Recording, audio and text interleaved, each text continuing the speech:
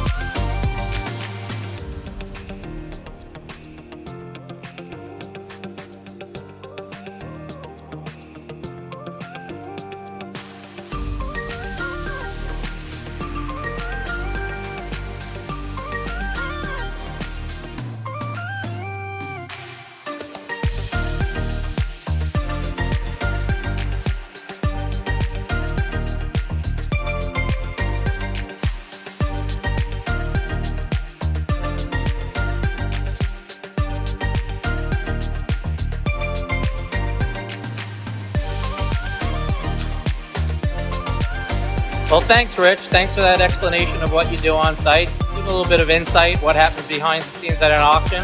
And until next time, sold Tiger!